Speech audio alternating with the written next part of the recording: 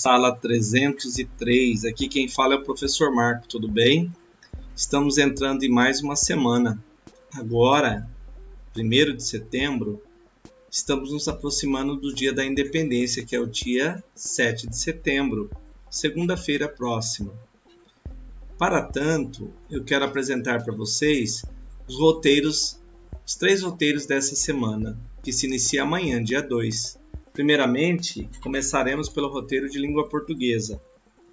Em língua portuguesa, dando continuidade à unidade 5, para se divertir e aprender histórias em quadrinhos e tirinhas, nós continuaremos trabalhando as mesmas expectativas de aprendizagem. Entraremos em ortografia.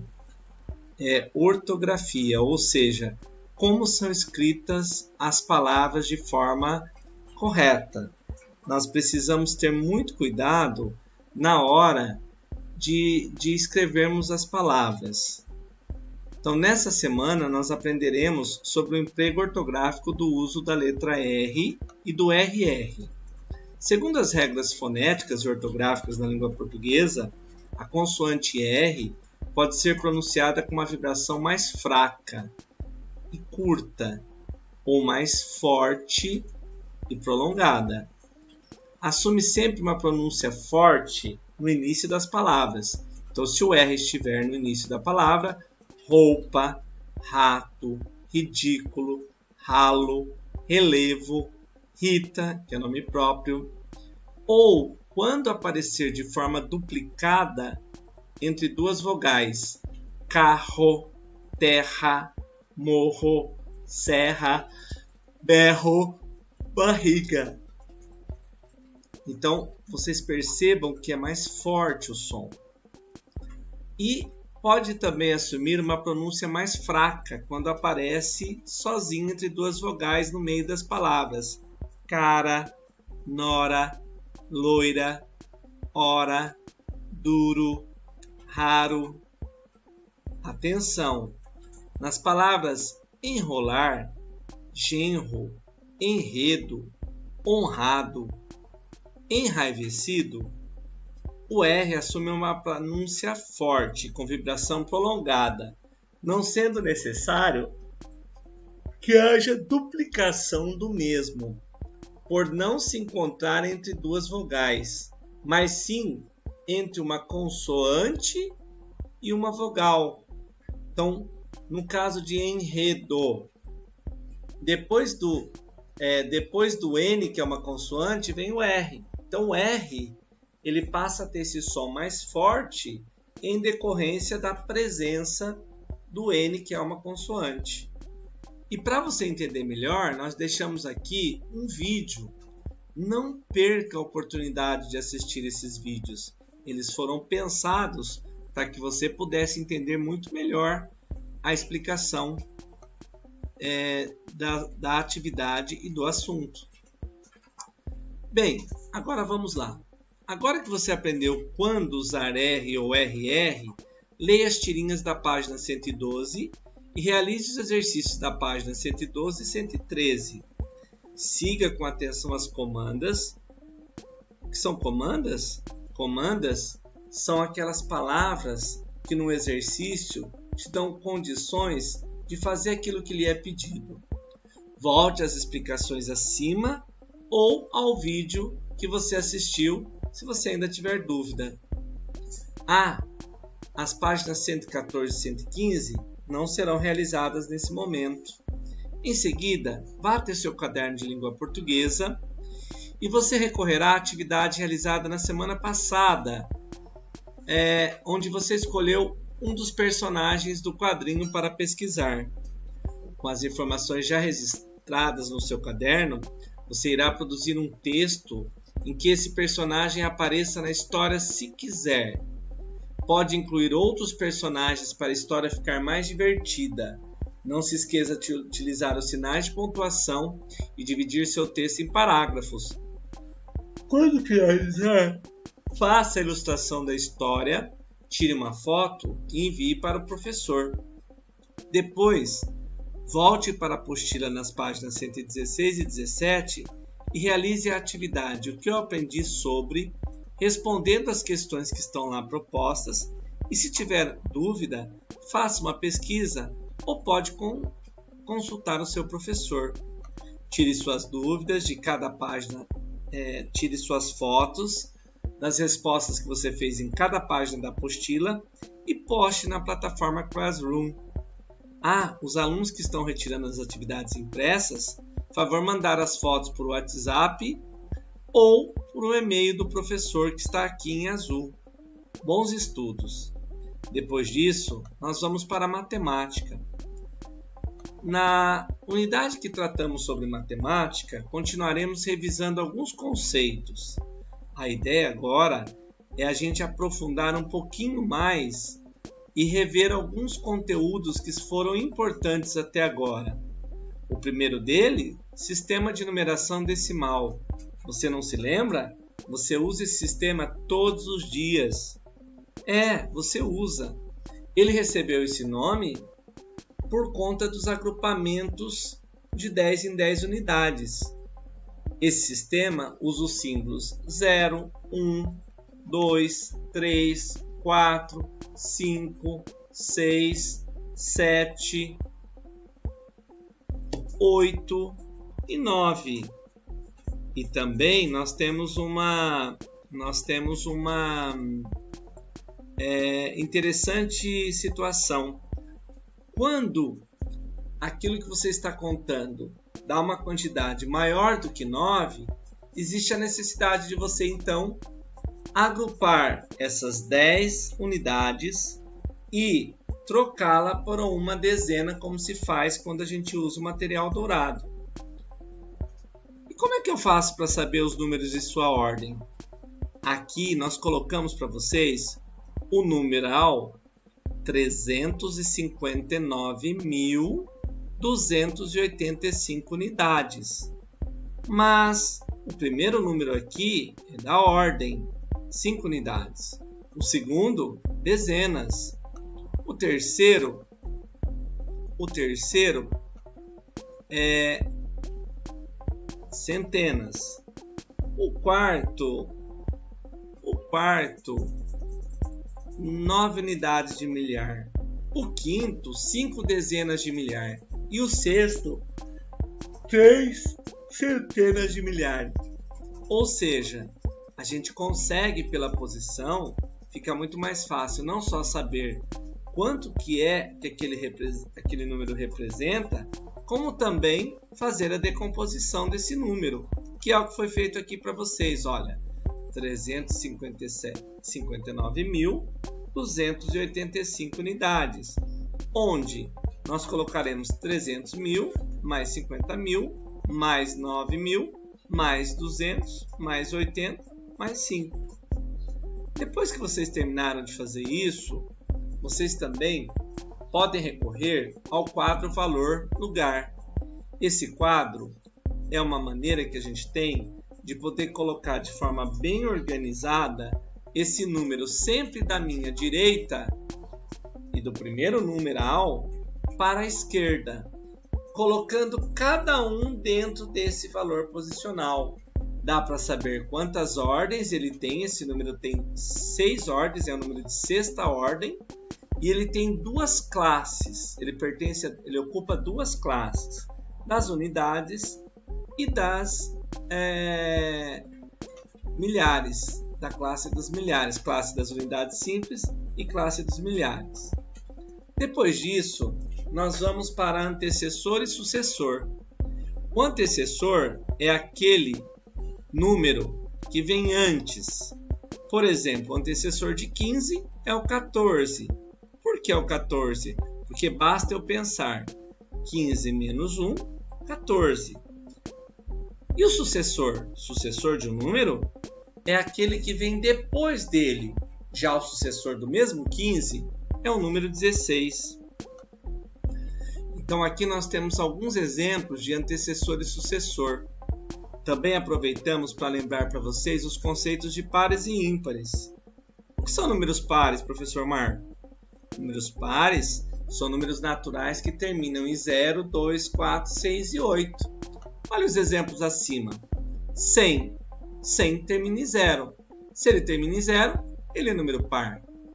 101 não termina em 0, nem 2, nem 4, nem 6, nem 8. Ele vai pertencer a quem? Aos números ímpares, que estão logo aqui. São aqueles números que terminam em 1, 3, 5, 7 e 9. É importante também que nós saibamos os nomes, os termos da adição e subtração. A adição pode ser entendida como mais, palavras como ao todo, no total, juntos, adicionar, somar, acrescentar. E quando nós pegamos os termos, 5 mais 6, eu tenho a adição de duas parcelas que formam a soma ao total. Professor, mas eu preciso saber os termos? Sim. Da mesma maneira, a subtração.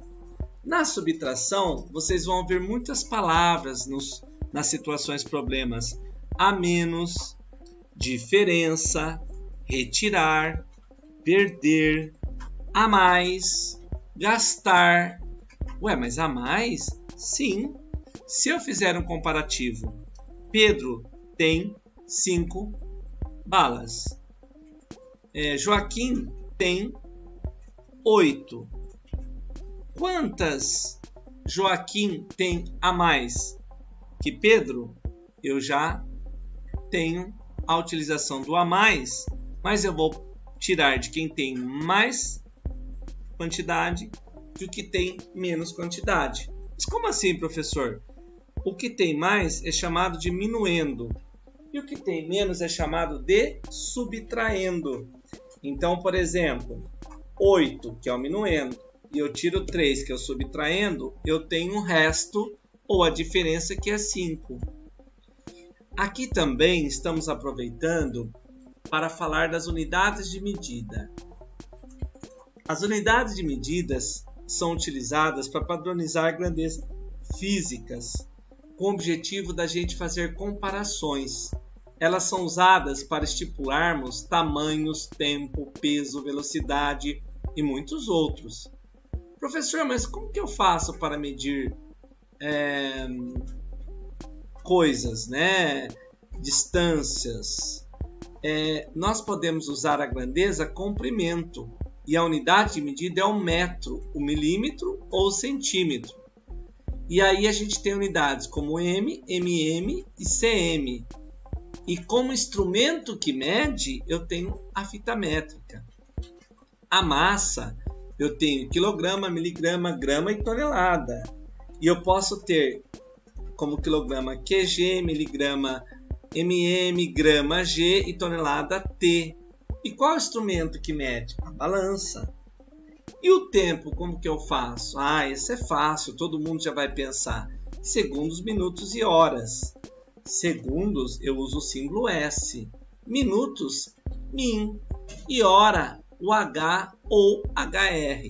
E o exemplo, quem mede? O relógio, que pode ser analógico, como pode ser digital. E capacidade? Aí, eu imagino que eu esteja com uma garrafa e eu quero saber qual a capacidade dela. Eu vou utilizar como medida o litro ou mililitro, que é representado pelas letras L e ml. E eu posso, por exemplo, pegar uma jarra ou um medidor de litros, onde eu jogue esse litro, esse conteúdo, para saber a capacidade dele. Da mesma maneira, nós podemos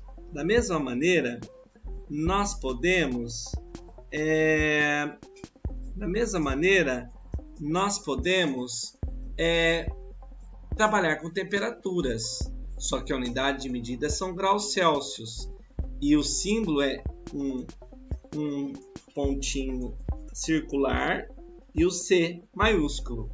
E qual instrumento a gente usa para medida de temperatura? Essa é fácil, professor, o termômetro.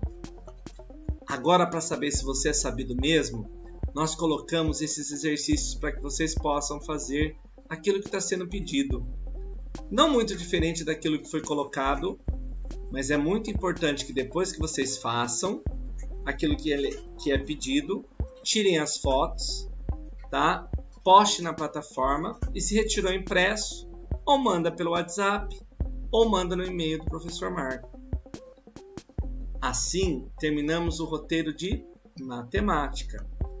Agora, para aqueles que adoram ciências humanas, nós também estamos continuando a unidade 4, Cidades e as Pessoas São Diferentes. Com várias expectativas que já foram apresentadas, nós vamos falar dos aspectos da origem de vários traços da nossa cultura, onde poderemos identificar a nossa ancestralidade cultural.